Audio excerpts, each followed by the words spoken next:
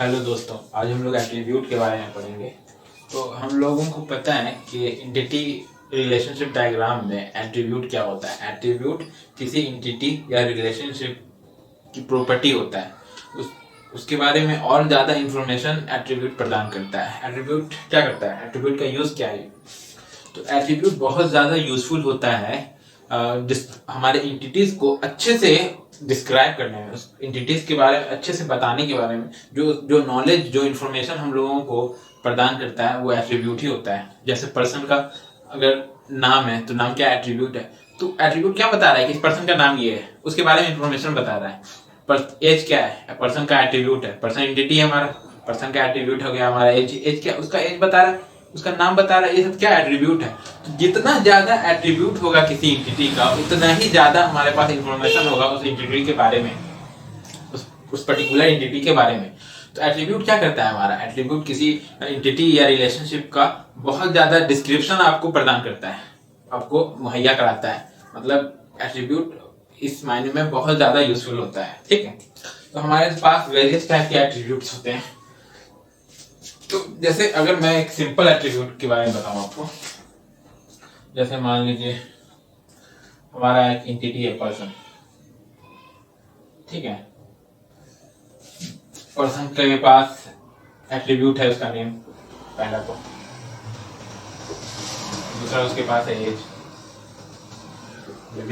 तीसरा एट्रीब्यूट है एड्रेस। चौथा में भी मान लीजिए फोन नंबर है, फोन नंबर। पांचवा मान लीजिए जैसे कि डेट ऑफ बर्थ है। इतना मान लीजिए एक पर्सन का एट्रीब्यूट है। ठीक है, तो हमारे पास वेरियस टाइप के एट्रीब्यूट होते हैं डाटाबेस में।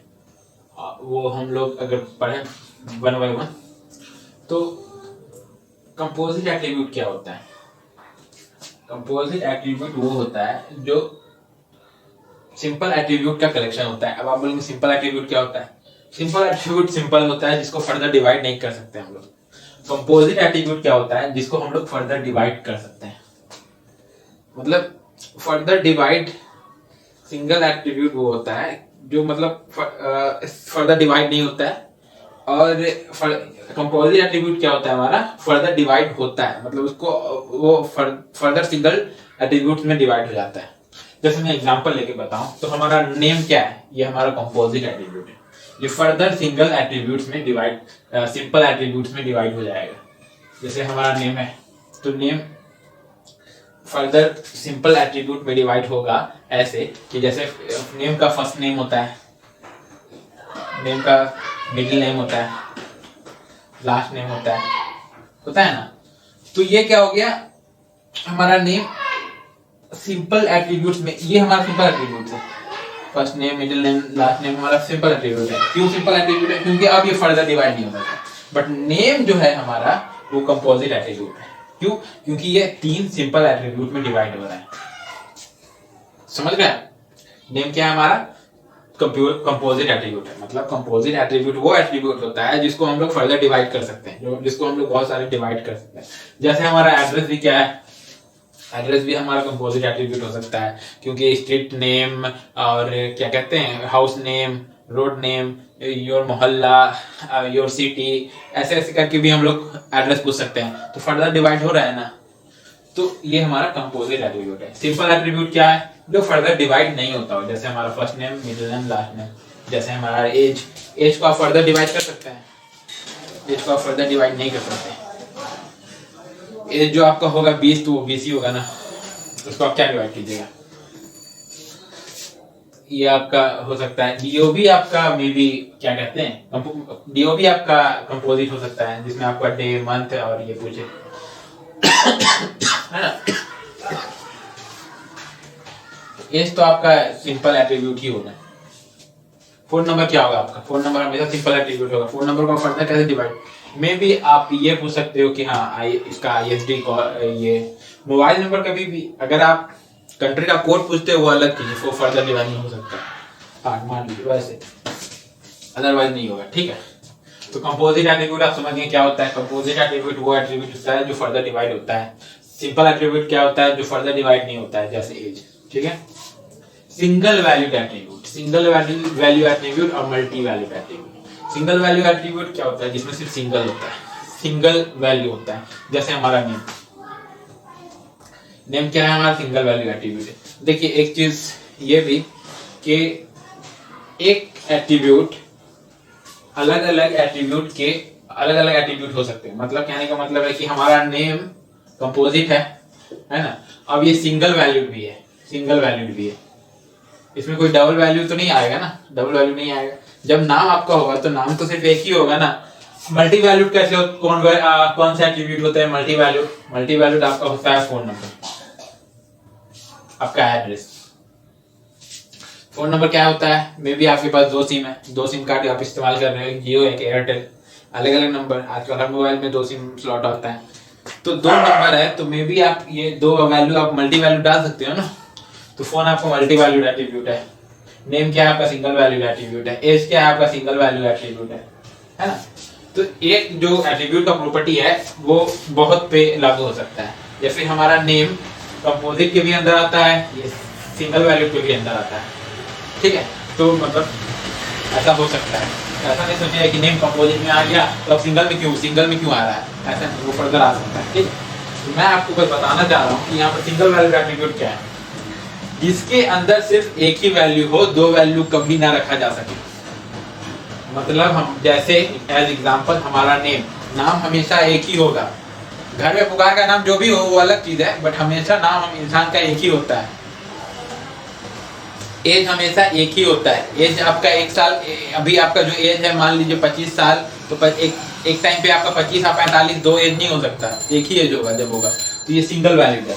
मल्टी वैल्यूड एट्रीब्यूट क्या होता है? जिसमें बहुत सारे वैल्यू हो, बहुत सारे क्या कहते हैं, मल्टीपल वैल्यूज हो, तो एक से ज्यादा वैल्यूज कंटेन करता हो। जैसे हमारा फोन नंबर हर किसी के पास 1 2 3 4 एक से ज्यादा भी होते हैं, तो ये मल्टी वैल्यूड एट्रीब्यूट कंटेन करता है। जैसे एड्रेस, जैसे आपका दो घर है, दोनों का एड्रेस आपको डालना है। मान लीजिए अभी आप प्रेजेंट एड्रेस कहीं और बाहर रह रहे हो, आपको आपका जो पैदाइशी स्थान उसका भी डालना है, तो अलग अलग वैल्यू, मतलब इसके में दो वैल्यू, एड्रेस का दो वैल्यू हो सकता है, एक से ज्यादा वैल्यू हो सकता है, उसको मल्टी वैल्यूड एट्रीब्यूट कहेंगे। एड्रेस हमारा मल्टी वैल्यूड एट्रीब्यूट है, फोन नंबर हमारा मल्टी वैल्यूड एट्रीब्यूट है, ठीक है, समझ गए। अब स्टोर्ड एट्रीब्यूट और डिराइव एट्रीब्यूट आप समझिए।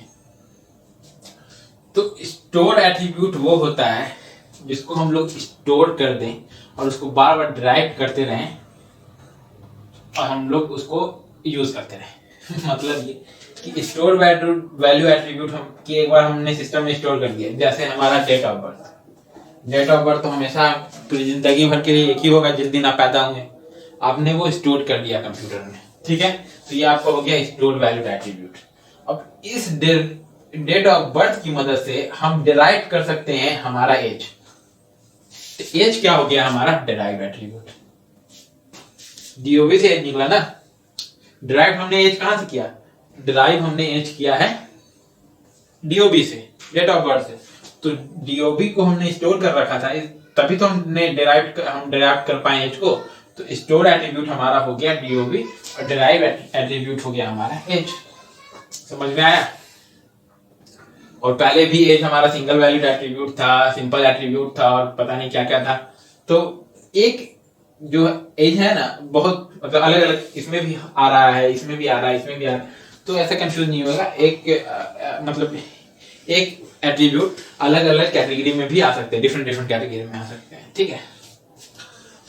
तो ये आप समझ गए स्टोर डिराइव क्या होता है, ठीक है।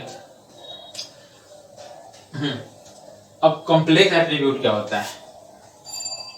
कॉम्प्लेक्स एट्रीब्यूट हमारा होता है जिसमें जो मल्टी वैल्यूड एट्रीब्यूट हो प्लस कंपोजिट एट्रीब्यूट, इन दोनों के कलेक्शन को, इन दोनों के मिक्सअप को हम लोग कॉम्प्लेक्स एट्रीब्यूट कहते हैं। तो ऐसा कौन सा हो सकता है? एज एग्जांपल अगर मैं दूं तो हमारा एड्रेस हो सकता है। कैसे? हमारे पास दो एड्रेस, दो घर हो सकते हैं, दो घर हो सकते हैं, तो मल्टी वैल्यूड में आ गया। कंपोजिट कैसे हो सकता है? कि हम एड्रेस को फर्दर डिवाइड कर सकते हैं, कंपोज कर सकते हैं, स्ट्रीट नंबर में, मोहल्ला में, सिटी में, पिन कोड में इसको डिवाइड कर सकते हैं। तो हमारा ये हो गया हमारा एड्रेस, क्या हो गया, कॉम्प्लेक्स एट्रीब्यूट हो गया। उसी तरह हमारा फोन नंबर भी अगर बनाना चाहे तो हम लोग कॉम्प्लेक्स एट्रीब्यूट बना सकते हैं, क्योंकि फोन नंबर मल्टी वैल्यूड तो होता ही है, इससे ज्यादा फोन नंबर आपके पास हो सकते हैं। दूसरा कंपोजिट हम लोग कैसे बना सकते हैं उसको, फोन नंबर को कैसे फर्दर डिवाइड कर सकते हैं, जैसे हम लोग एसटीडी कोड पूछ लें उसके बाद नंबर पूछें, तो इस तरह से फर्दर डिवाइड कर सकते हैं। ठीक है, तो इतने तरह के एट्रीब्यूट होते हैं। तो इस पे इस तरह का क्वेश्चन आ सकता है गेट में, या ऐसे पूछेगा कि आपसे पूछेगा कि जैसे क्या कहते हैं कि आपके पास एड्रेस है और एड्रेस को ऐसे क्वेश्चन आएगा कि आपके पास एड्रेस है और एड्रेस में स्ट्रीट नंबर अलग दिया है, पिन कोड अलग दिया है, सिटी नेम अलग दिया है, तो बताइए एड्रेस किस टाइप का एट्रीब्यूट होगा। जब स्ट्रीट नंबर अलग दिया है, पिन कोड अलग दिया है और सिटी नेम अलग दिया है, तो किस टाइप का एड्रेस होगा हमारा, कंपोजिट एड्रेस होगा, जब अलग अलग फर्दर डिवाइड करके दिया है तो मान लीजिए ऐसे अगर पूछे कि एड्रेस दिया है बट आपके पास दो घर है, दोनों घर का अलग अलग एड्रेस पूछ रहा है, तो एड्रेस आपका किस तरह का एट्रीब्यूट हो गया, उस टाइम पे आपका एड्रेस हो गया मल्टी वैल्यूड, क्योंकि दोनों घर का अलग अलग दोनों घर का एड्रेस डालना पड़ेगा, उस टाइम पे आपका मल्टी वैल्यूड एट्रीब्यूट हो गया। तो लैंग्वेज में ऐसे करके पूछ सकता है। तो आपको सभी का प्रॉपर्टी एक्चुअली में डेफिनेशन आप लोगों को पता होना चाहिए। जो मैंने समझा दिया है वो काफी है, आपको कहीं से पढ़ने की जरूरत नहीं है। अब हम लोग आगे फर्दर वीडियोस और क्लियरिटी लेंगे इन सभी चीजों पे, ठीक है।